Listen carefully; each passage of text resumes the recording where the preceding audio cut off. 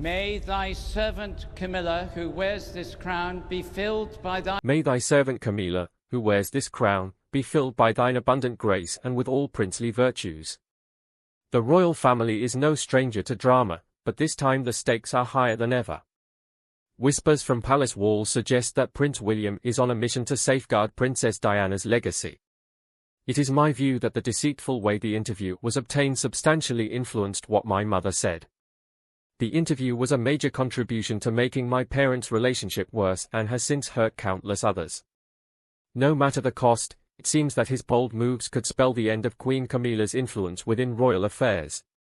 Could this be the ultimate power play that reshapes the monarchy forever? Before we unravel the shocking details, it's crucial to understand who Prince William is in the grand hierarchy of the royal family, how Queen Camilla rose to her current position of power, and what events have brought them to this explosive turning point. Prince William's life has been anything but ordinary. From the moment he was born, he carried the weight of royal expectations on his tiny shoulders. As the eldest son of Charles and the iconic Princess Diana, William's every move has been scrutinized under the relentless gaze of the world. His royal destiny was set in stone as early as his baptism at Buckingham Palace in 1982, with none other than Queen Elizabeth and Prince Philip presiding over the ceremony. But William didn't stick to the script. Instead of following the well-trodden royal path, he blazed his own trail. Choosing Eton College over the family's traditional Gordonstown, William signaled early on that he was going to do things his way. It didn't stop there. After school, he embarked on a gap year filled with adventure and purpose, dabbling in army training, teaching kids in Chile, and experiencing the raw beauty of Africa. Then came a pivotal moment in 2001 when he stepped onto the historic grounds of the University of St Andrews in Scotland. It was more than just another chapter in his education, it was the beginning of a love story that would captivate the world. William met Catherine Middleton during those years, and their romance, sparked in those university corridors, would grow into a partnership that redefined modern royalty. But duty called, and William stepped into his next role, Officer Cadet Wales. Even royals need call signs, right? After commissioning as a second lieutenant in December 2006, William joined forces with his brother, Prince Harry, in military service. The real adventure began in 2008 when William graduated from the Royal Air Force College Cranwell, earning his RAF wings. With his pilot's license in hand, William charted a path few expected. He became a search and rescue pilot, flying the iconic Yellow Sea King helicopters and saving lives across the UK. Imagine the future King of England swooping in to rescue you, that's a memory for the ages. But was this a bold escape from royal monotony or an extension of his deep desire to serve? By 2015, William stepped further into the civilian world, joining the East Anglian Air Ambulance as a full-time pilot. Balancing life as a first responder and a royal, he often spoke about how rewarding it was to work on the front lines. It's hard to picture a prince in uniform responding to emergencies, but for William, this was more than a job, it was a calling. However, as with all great adventures, this chapter had to close in 2017. Increasing royal responsibilities pulled him back into the fold. Yet his time in the cockpit wasn't just a detour, it shaped his outlook and grounded his approach to leadership. That same dedication extends to his work as a steadfast advocate for causes close to his heart. Since becoming patron of Tusk Trust in 2005, William has been a passionate champion for wildlife conservation in Africa. His efforts to combat poaching and habitat destruction reflect his deep commitment to making a difference, proving that his mission to protect and preserve extends far beyond the skies. William's bond with The Passage, another organization focused on homelessness, started when he visited it as a child with Diana. Decades later, in 2019, he officially became its patron, reinforcing his lifelong fight to provide hope and support to those without a home. Through outreach programs and shelter services, William's hands-on involvement goes beyond royal duty, it's proof of his desire to connect with the struggles of everyday people. His admiration for emergency services also runs deep, thanks to his own experiences as a pilot. Having seen the demands and sacrifices of first responders up close, he's now a staunch supporter of air ambulance charities, including Wales Air Ambulance and London's Air Ambulance Charity. For William, these causes are personal missions rooted in gratitude and respect for those who save lives on the front lines. Then there's the Royal Foundation, co-founded with Prince Harry in 2009. It became William's powerhouse for driving change. When Kate joined after their marriage, her focus on early childhood development and mental health broadened the foundation's scope. Together, they've turned it into a hub for groundbreaking initiatives. While Prince William's royal responsibilities have steadily evolved, Queen Camilla's journey to her current position has been a tale of resilience, reinvention, and redemption. From scandal to sovereignty, from her early marriage to Andrew Parker Bowles in 1973 to her headline-grabbing relationship with Charles, now King Charles III, Camilla's path has been anything but smooth. Personal trials, public scrutiny, and the shadow of controversy have all shaped her story. So how did Camilla transform from a polarizing figure to a widely accepted senior royal? The turning point arguably came after her marriage to Charles in 2005. Taking on the title of Duchess of Cornwall, she dove into charitable work, focusing on issues like literacy, domestic abuse, and osteoporosis awareness. Slowly but surely, her efforts began to change perceptions. Queen Elizabeth herself extended significant gestures of approval, gifting Camilla the Greville tiara, treasured family heirloom, and honoring her with the Royal Family Order of Elizabeth. These acts of recognition weren't just symbolic, they signaled Camilla's growing acceptance within both the royal family and the public eye. Following their wedding, Clarence House became the official residence for Charles, then the Prince of Wales, and Camilla, Duchess of Cornwall. This historic London property served as the hub for their royal duties and personal life. Yet beyond the grandeur of Clarence House, the couple found comfort in a collection of retreats across the UK, where they could escape the spotlight and enjoy moments of tranquility amidst their demanding royal roles. Boak Hall in Scotland, nestled amidst picturesque landscapes, remains one of their cherished getaways, offering privacy and tranquility during holidays. Highgrove House in Gloucestershire, a family estate, serves as a hub for intimate gatherings with loved ones. Their Welsh retreat, Wynnewormed, has become a favourite summer haven where they not only unwind but also connect with local communities. Despite her busy royal schedule, Queen Camilla has always held a special place in her heart for Ray Mill House, the personal property she owned from 1997 to 2003. This idyllic retreat offers her a rare chance to relax with her children and grandchildren, far from the relentless spotlight of royal life. Over the years, Camilla's role in the royal family has grown into one of significance and influence. On the 7th anniversary of her marriage to Charles in April 2012, Queen Elizabeth honoured her with the Royal Victorian Order, recognising her dedication to the monarchy. This marked an important milestone in her journey toward earning respect and admiration within royal circles and beyond. 4 years later, in 2016, Camilla's appointment to the British Privy Council further cemented her place as a key advisor to the Crown.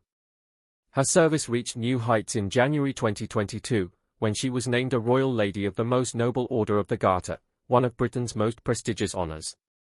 Yet the months that followed brought unexpected challenges.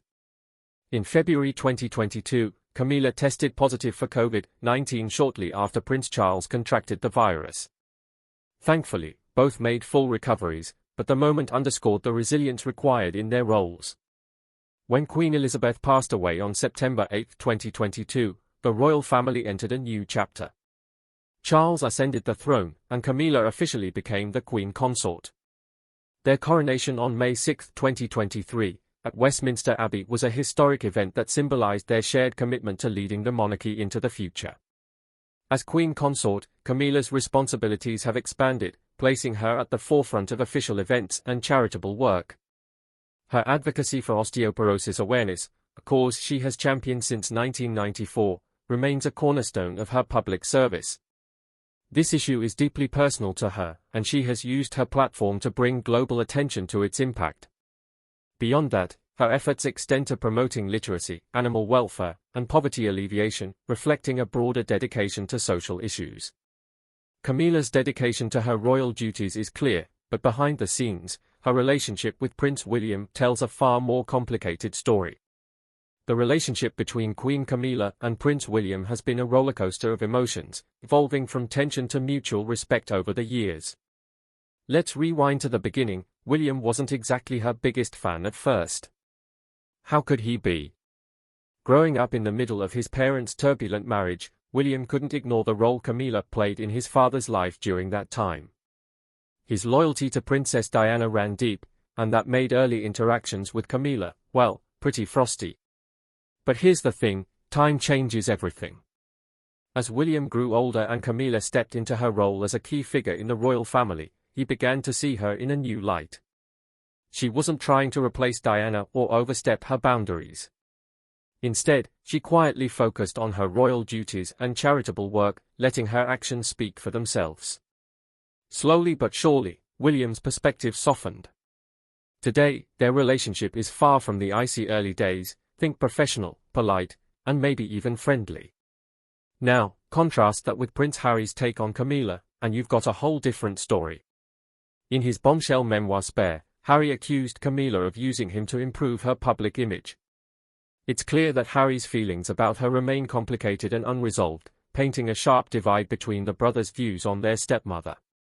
But what's the secret to Camilla's improved dynamic with William? According to royal insiders, it's all about her approach. Camilla played the long game, staying in her lane and respecting William's boundaries. Independent, she never tried to influence him or assert herself in ways that could cause friction. Instead, she let their relationship evolve naturally, no pressure, no drama, and that choice seems to have worked wonders.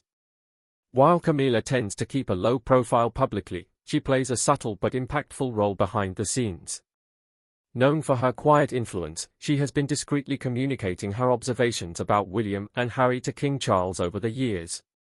By sharing her insights privately, Camilla remains involved in family matters without crossing the line into overt interference. This measured approach has allowed her to provide valuable feedback to Charles, helping to maintain a sense of balance within the royal family during some of its more challenging moments. However, don't mistake her reserved demeanor for passivity. Camilla is fiercely protective of Charles. When she senses any disrespect directed toward him, whether from William or anyone else, she's not afraid to step in. But true to her style, she handles such situations with discretion, addressing issues in a way that supports her husband while preserving family harmony. Of course, tensions within the royal family are inevitable, especially between King Charles and Prince William, whose leadership styles couldn't be more different. Charles leans into tradition and tends to stick to a more rigid way of doing things, while William takes a forward-thinking, modern approach. It's a classic clash of old versus new, and these differences sometimes spark disagreements that ripple through the royal household. In moments like these, Camilla often finds herself in a delicate position. Her loyalty to Charles is unshakable, but she's also aware of the importance of managing relationships with William and other family members. Balancing these dynamics requires a steady hand, and Camilla's ability to navigate these challenges speaks to her understanding of both the personal and public pressures that come with royal life. What happens when William's vision clashes with Camilla's closest connections?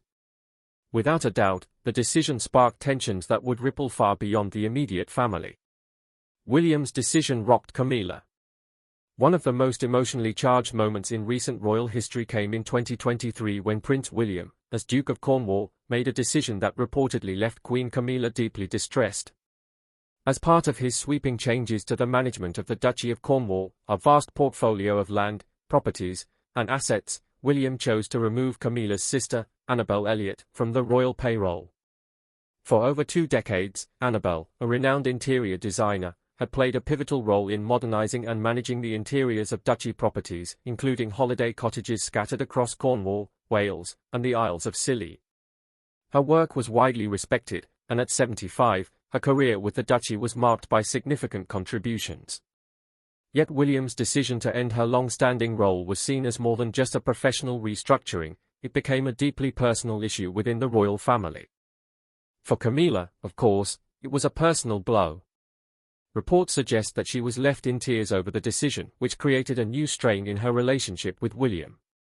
William's decision, part of his broader vision for modernizing the duchy, was likely intended to mark a new era under his leadership. However, it unintentionally highlighted the intricate and often fragile balance between personal relationships and the expectations of the monarchy. Annabel Elliot's legacy within the duchy is undeniable. Her impeccable taste and expertise transformed traditional properties into spaces that beautifully blended history with modernity. Her contributions helped elevate the Duchess's reputation, and her absence marks the end of an era for the portfolio she helped shape. While the decision may have been pragmatic, it has brought emotional ripples, particularly for Queen Camilla. As Annabelle's sister, she reportedly felt the personal weight of this change, highlighting the challenges of navigating family ties within the framework of royal duties. This choice reflects William's vision of a modern monarchy, one that honors its heritage while adapting to the demands of the present. By prioritizing operational integrity and updating traditional practices, William is signaling a future-focused approach to leadership. Yet it's clear that the path to modernization is not without its sacrifices, and every decision carries a human cost, even in the most regal of institutions. William's vision of a streamlined, modern monarchy finds echoes in King Charles's leadership, as both work to adapt royal traditions to meet the demands of a contemporary world. In the years since Queen Elizabeth's passing, the royal family has entered a new chapter, and leading the charge is King Charles. From his understated coronation to his clear focus on making the monarchy feel modern and relevant, Charles is stepping into his role in ways that feel both fresh and unexpected. And let's be real, change is the name of the game when it comes to the royal family these days. One of the biggest shakeups was the titles. When Charles became king, the ripple effect was immediate.